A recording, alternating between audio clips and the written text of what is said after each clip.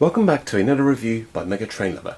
Today we're having a look at the second locomotive which I purchased at the London Festival of Railway Modelling, and this one, as you can see, is by Hornby, and you can probably tell from the picture that this is a Bulleid Pacific.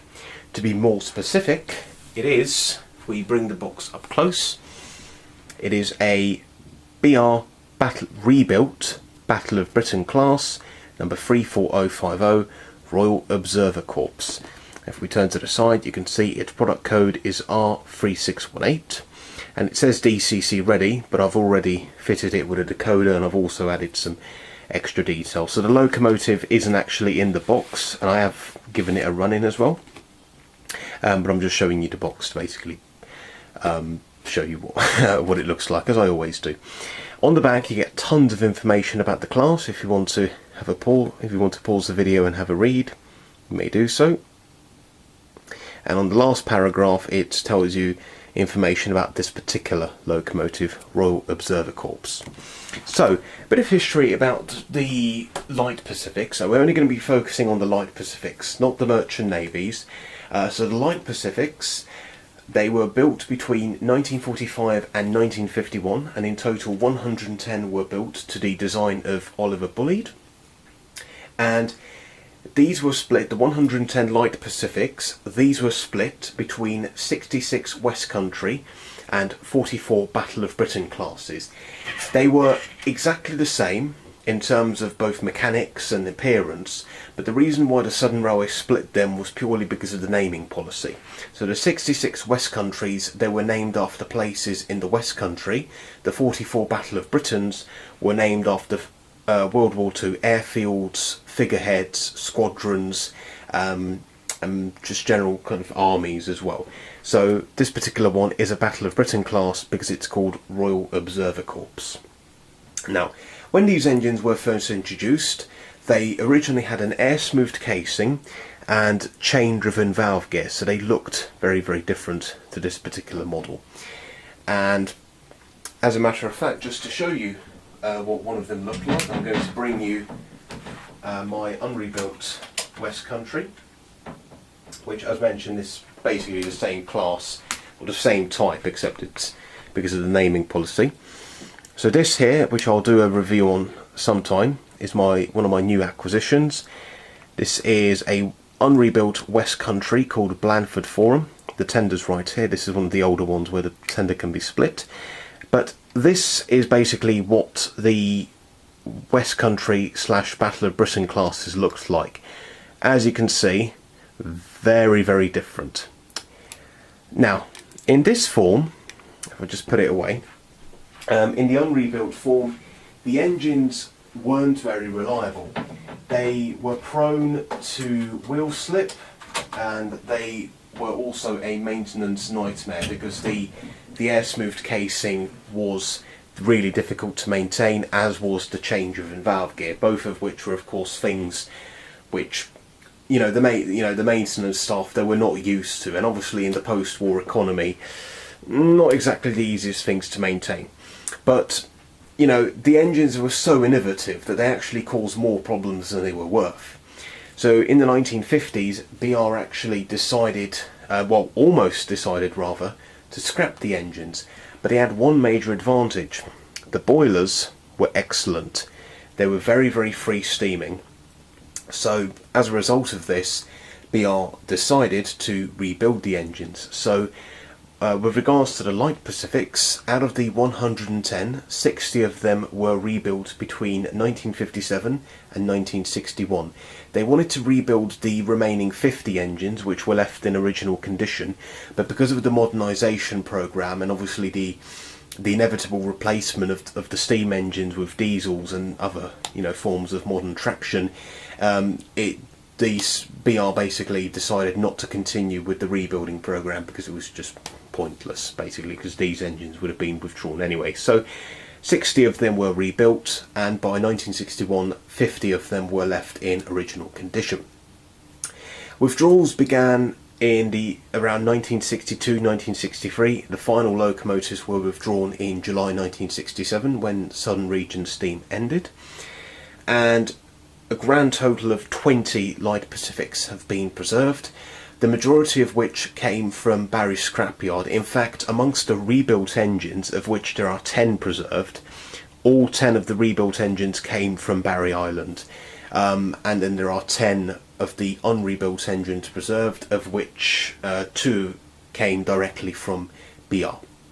One of them Winston Churchill, the other one is Blackmore Vale. Right, as you can see, this particular one is a rebuilt Battle of Britain class.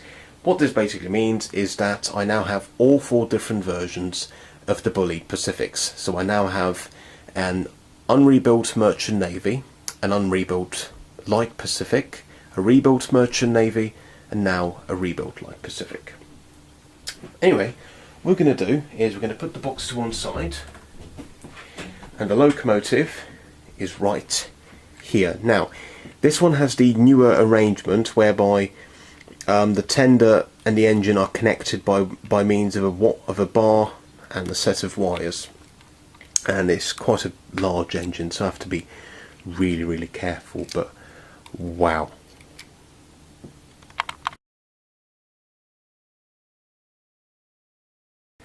oh my word, just look at her, absolutely beautiful. I mean, I'm a huge fan of the Bulleids, and so this is just stunning. Now, the head code discs, I've added these myself. I've also added the brake pipe and the dummy chain link coupling, which is provided, and I've also fitted the brake rigging on both the locomotive and on the tender as well, just to make it look a bit more realistic. But wow, it's a stunning model. See, sprung buffers on both the engine and the tender as well. I mean, just look at the wheels. I mean, it's got the very distinctive Bulleid, I think they were called Firth Brown wheels, I think, maybe, I don't know, but it's definitely very characteristic of these engines, and it was one of the many features they kept with the rebuilt engines. So as you can see, they got rid of the air smoothed casing, which we saw on my unrebuilt West Country, and there's its nameplate, which reads Royal Observer Corps. It's a bit too, oh there we go, it's a bit too bright, and it's also got the crest of the Royal Observer Corps on top. All of these engines had them, and had the crest of their particular thing they were named after. Yeah, I mean, wow. And it's a really heavy engine, so no problems with traction at all. It's got a whistle. Well, all steam engines do, but that sounded very nice. It's got a whistle. Yes, all steam engines have whistles. What I was meant to say is, there's the whistle, there are the safety valves. And if we turn to the other side, oh god, it's a bit difficult because obviously you've got the tender in the way, and I don't want to split it just for the purposes of this review because it's a bit of a faff to put them back together. If we turn to the other side, it's just as nice. I mean, you've got all this detail, like the lubricators, you've got the handrails on both sides, the sandboxes. Really nice detail, and a lot of it is separately fitted. Even this thing here, I'm not entirely sure what that is, but even that is separately fitted. There's its number, 34050. You can fit etched plates where it says ROC, which obviously is for the Royal Observer Corps, but I'd rather not fit them because I'm not that good of a modeller. I don't want any glue marks there or something. Let's look at the cab. The cab looks there we go. Yeah, the cab looks really nice. It's got the very distinctive firebox door of the Bulleid Pacific.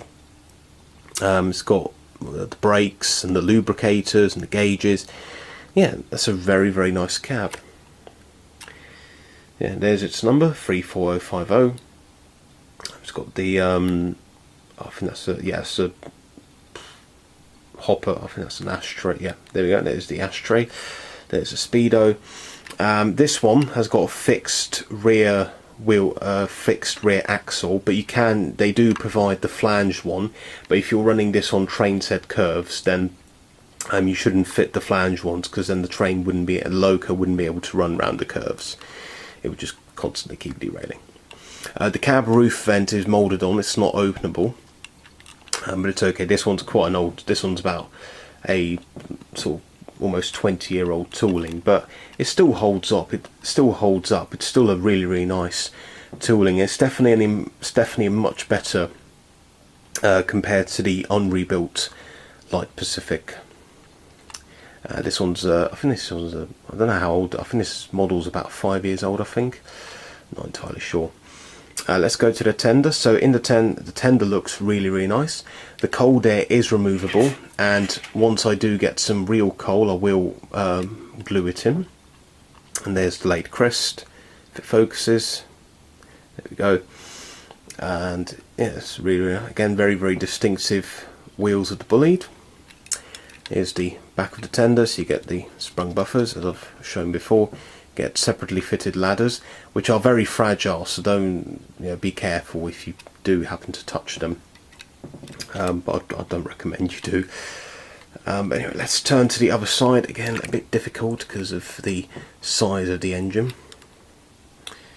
Let's have a look. Yeah, very characteristic look of a rebuilt Bulleid. Turn to the other side. Yep, just as nice. And there's the other side of the tender. So yeah, all in all, a beautiful engine, absolutely fantastic. Heavy, very well detailed. Yeah, I mean, it just looks beautiful, doesn't it? Come on, look at it. It's absolutely beautiful. However, appearance is one thing. How does this engine perform? Let's find out.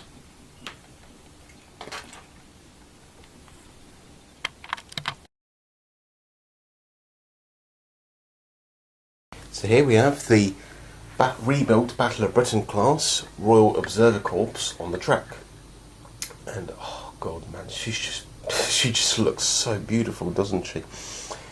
Anyway, let's select her number and give her a go.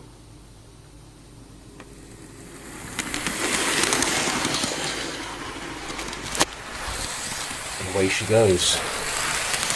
Wow. Bulleid speed. This is running in speed. Really nice. Obviously she's got quite a lot of, she picks up from both the driving wheels and the tender wheels, so plenty of pickups there. Beautiful, absolutely beautiful. Let's get a few shots of her passing.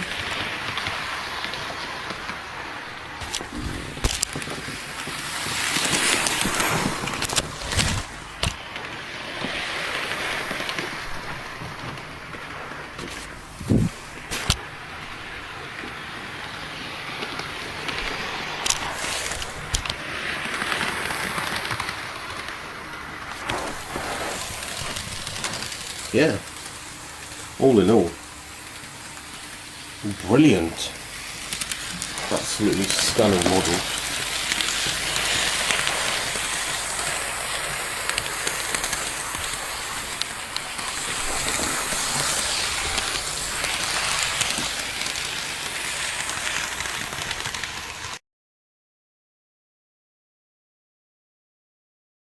So just to conclude this video, highly recommended by me.